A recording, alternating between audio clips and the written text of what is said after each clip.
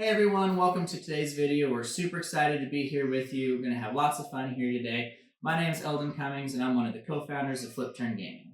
I am Jason Cummings, the other co-founder of Flip Turn Gaming, and we are the creators of the brand new TCG Sourcebound. Today we would like to give a brief introduction to all of you, whether you're a TCG veteran or brand new to the genre, as to how Sourcebound plays. In today's video, we're going to be taking you through a couple turns of the game, showing you the new aspects and different game mechanics. If you have any questions along the way, feel free to leave a comment down below. Before we're ready to play though, we got to get set up the game. Each player will come with a pre-made deck of at least 60 cards, having no more than 3 copies of the same card in their deck. They will shuffle their decks and then present their deck to their opponent, who will then cut the deck however they see fit. Before drawing your starting hand, each player will roll 1 or 2 dice, with the highest result, that player winning the roll-off and being able to decide whether they choose to go first or second. After deciding who's going to go first or second, each player will draw a hand of 7 cards, and at which point you can decide whether or not you wish to keep your starting hand or if you wish to mulligan. The way that mulligans work in Sourcebound is you can choose any number of cards that you wish to get rid of. In this case, we're going to go ahead and get rid of these 3 here. Those 3 cards are set aside, and then you will draw that many cards -1.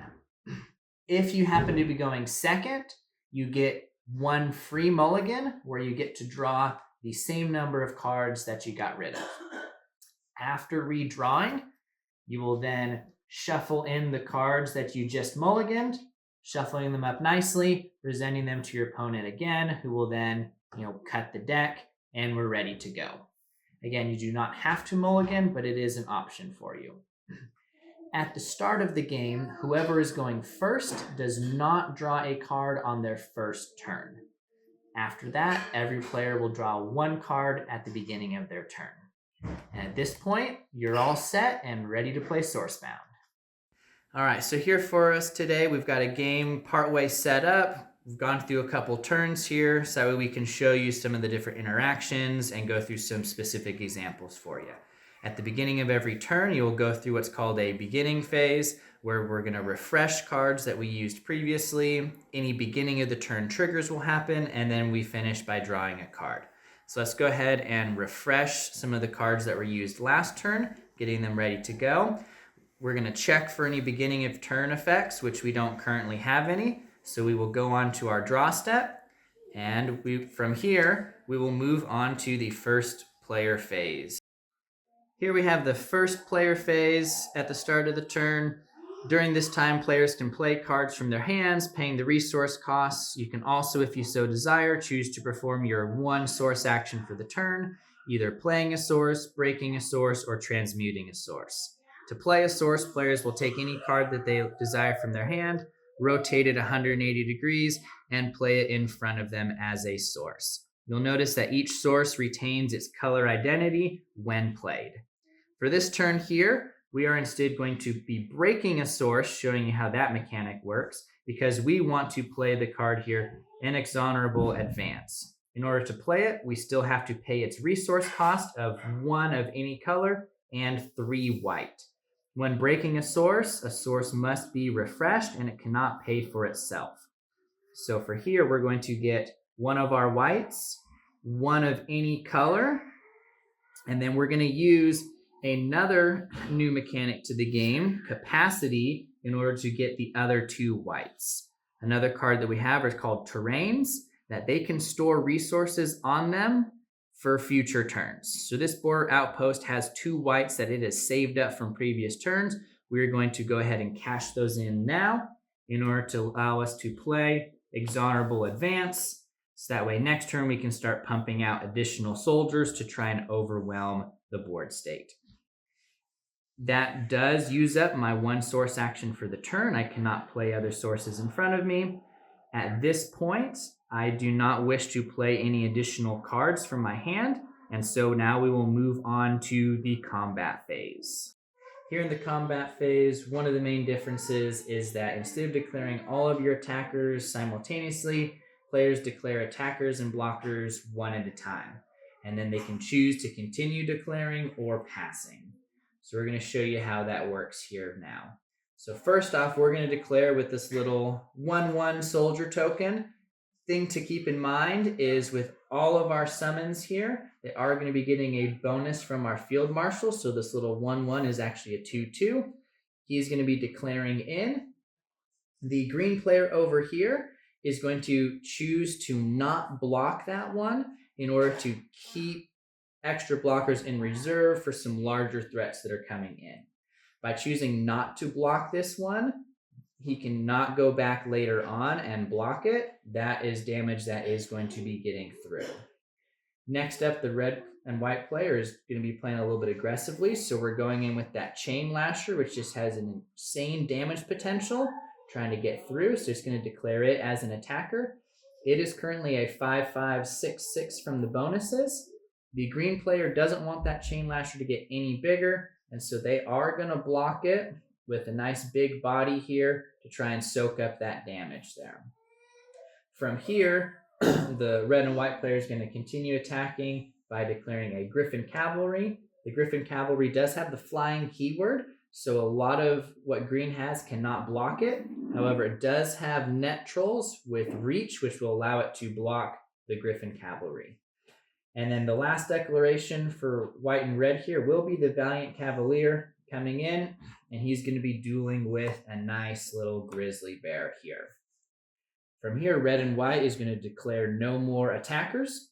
So we will move on to the damage resolution portion of it, and players at this time will have opportunity to play other cards with the instant keyword.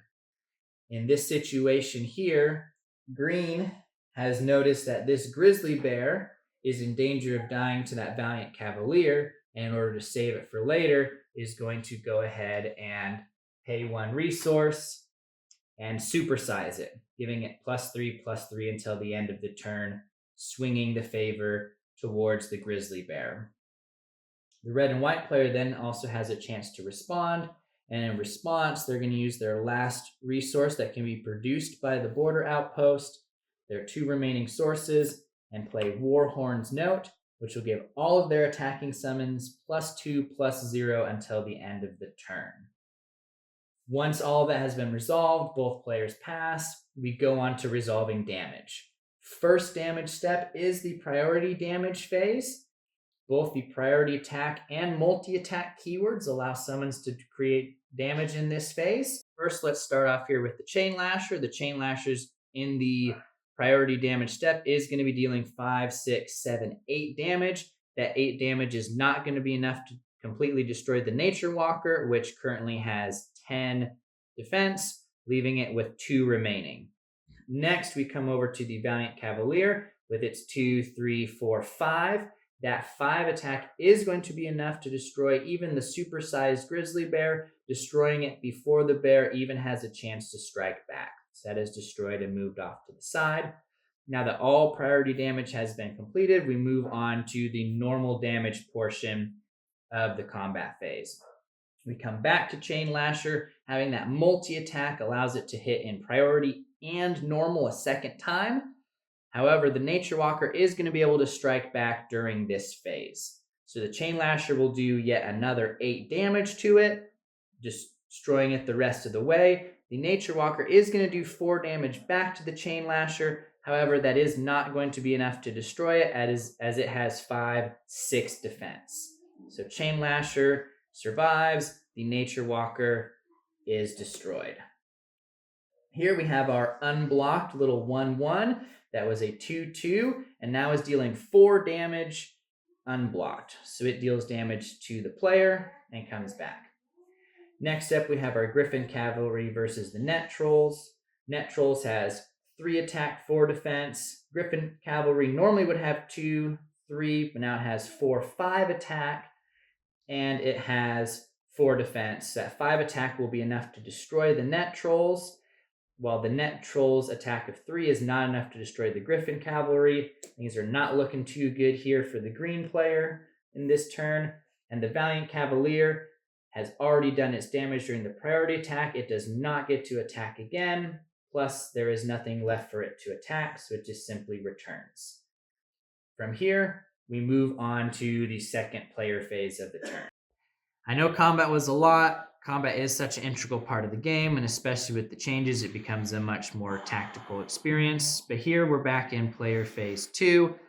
Here, there's not a whole lot to do for the red and white player. Normally, you could continue to play cards from your hand, although we are fully exerted. We don't have any resources left to spend. Also, you can take your source action if you haven't taken it yet this turn. We already have in Breaking Source the Inexorable Advance. And so at this point, we just go straight to the end step, where any of the summons that were damaged but not destroyed heal back up to full health.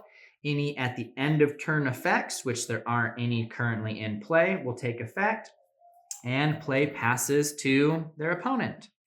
So now we're going to take you through the green player's turn, help you see those steps again. We'll also show you a couple other interactions, help you get just that much better feel for the game here. So again, we go through that beginning of the turn phase where we refresh everything. So all those sources that we used, we refresh them, ready to go. And we're going to go ahead and refresh our terrain here. We're all set. We check for any beginning of the turn events, which we don't have any of those here currently. So then we simply go and draw our card for the turn. We go straight into player phase 1. And during player phase 1, the green player is going to go ahead and actually showcase Transmute, as this Elvish Martyr here doesn't really seem to have a whole lot of use currently. There's not any relics for it to go ahead and target. So when transmuting, you always pay 1 of any, regardless of what card you're transmuting, and then that card becomes a source. An important thing to consider is if that card was refreshed and ready, the source will be refreshed and ready. If that card had already been used that turn, the source will come in exerted as well. So in our case, that Elvish Martyr is ready to go, providing us with that crucial green resource here. Since we performed a source action, that is going to help us trigger the survey scope here, giving us our second activation where we can cash it in and get an extra much needed card. Additionally, the green player does have access to a very powerful card in this champion here, a Gaior Forest Protector. Champions, very powerful cards. They have what are known as a surge ability that rewards you for certain gameplay styles, as well as will abilities that they can activate once per turn. Here for a Gaior, we're going to be using that to help pump up some of our other guys while making him stronger at the same time. So this first one +2, so he gets stronger by 2, is going to make one of his other summons that much stronger, which we're going to go all in on this Jade Scorpion here, really being able to increase its damage potential.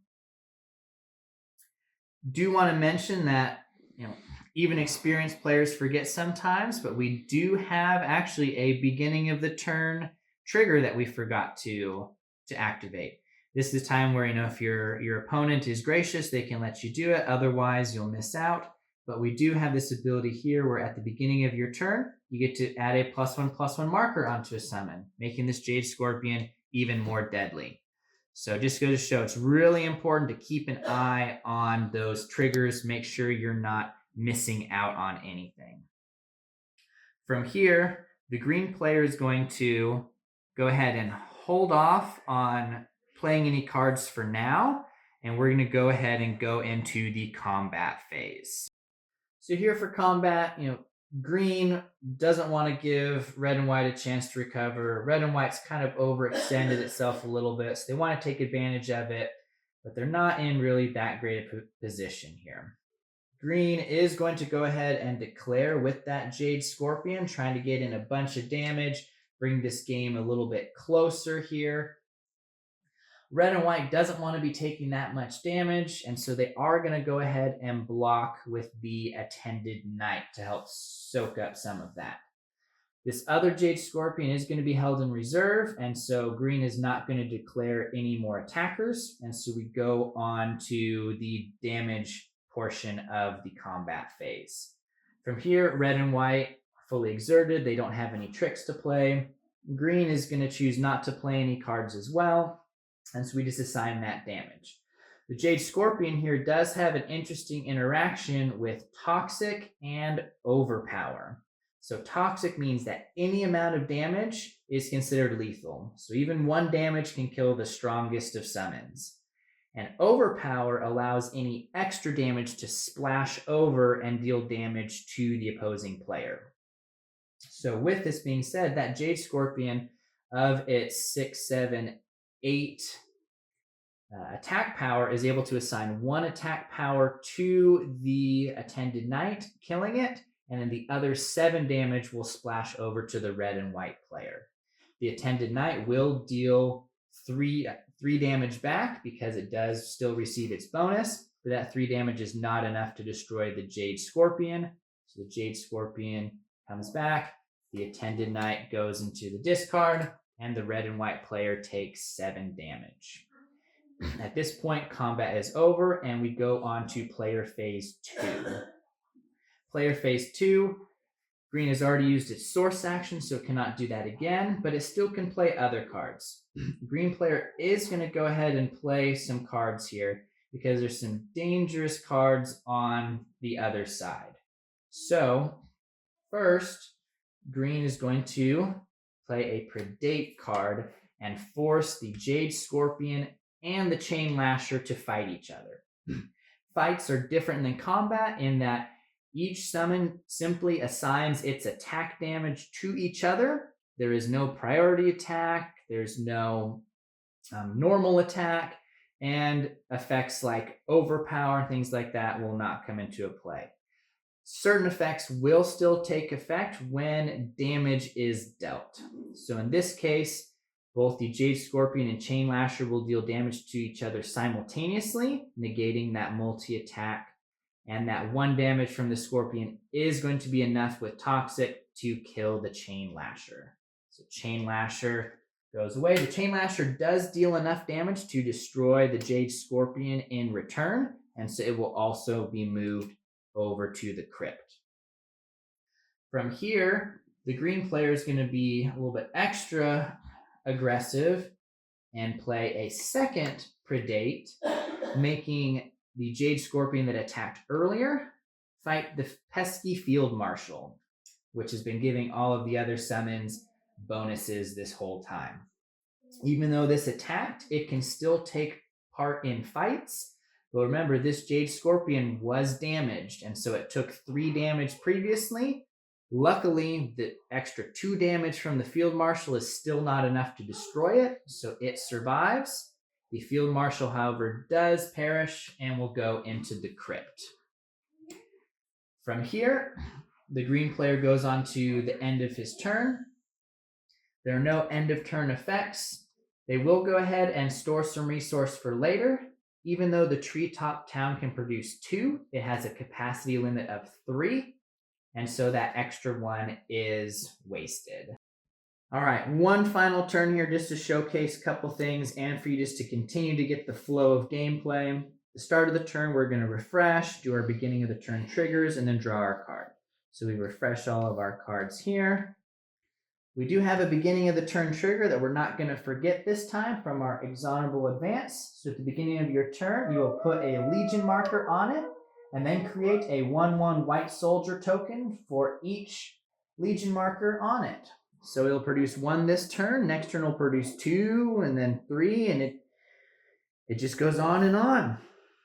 So that's going to be a really powerful card for us going forward. Then after we've done all that, we'll go ahead and draw our card. From here, the red player is getting low on resource, so they're not going to try and do anything too fancy. They're just simply going to go ahead and play a card for resource here. So with playing this card as a source, though, you do have to weigh the pros and cons of doing that. We can break sources later on, but we can only do that when it's your turn on player phase 1 or 2. So you would not be able to take advantage of the instant property of the quick counterattack. You'll still be able to use it later on, just you might not be able to use it when you actually need to. So that is one thing to consider before just placing any card as a source in front of you. Anyway, on to player phase 1. Red really needs to get an answer to some of these big threats that green has in the champion. in that really powerful Jade Scorpion, and so we've got to stay on the offensive here. We got to stay aggressive. Luckily, red has just the answer that we're looking for. Red is going to go ahead and 1, 2, 3, saving some more resource options for later on, to play a Flesh Reaper. Flesh Reaper does have an enters play effect, and so that will happen immediately. So when Flesh Reaper enters play, each player sacrifices a summon. They get to choose what summon they sacrifice. The red and white player is going to go ahead and sacrifice that little soldier that was just created moments ago, immediately destroying it. The green player, however, is not very lucky because since they only have one summon, they have to sacrifice their big, powerful summon, which they normally wouldn't want to do. And so they unfortunately have to get rid of their big threat, leaving themselves completely exposed to attack. At this point, the red and white player is going to go on to the combat phase. From here, you can choose to either attack the opposing player or direct your damage towards their champion. In this case, we're going to try and get rid of that champion before it builds up to its big ultimate ability. It's currently sitting at 8 will points. So we're going to see how much damage we can do to it. So we're going to be swinging 2, 3, 4, 5 damage at it. The Flesh Reaper cannot attack this turn because it entered play. But we're still able to do a good chunk of damage, keeping it from getting to that powerful ability. And so not only do we get rid of the 4 extra that it got, we got rid of one of the other ones it had before, leaving it with only 3 hit points remaining. From here, we go on to the player phase 2. Red is going to try and build up some things for next turn. So we're going to go ahead and play a guard recruitment, which will get us some more little soldier tokens. So that way, by next turn, they'll be ready for action. From here, we go to the end of the turn where any end of turn effects take place, and then we pass the turn back to the opposing player. And after that play, we'll continue passing back and forth between the 2 players until one player is left with either 0 life or 0 cards left in their archive. I know that was a lot to digest. We went over a lot of things here today. We were really just excited to show you all the cool and amazing things that Sourcebound has to offer. Check out some of our shorter videos where we're going to break down each of these components even more, go through them a little bit slower, give you a chance to really get a feel for the game and master each of these systems here. Thanks for watching. We look forward to playing Sourcebound with you. Take care.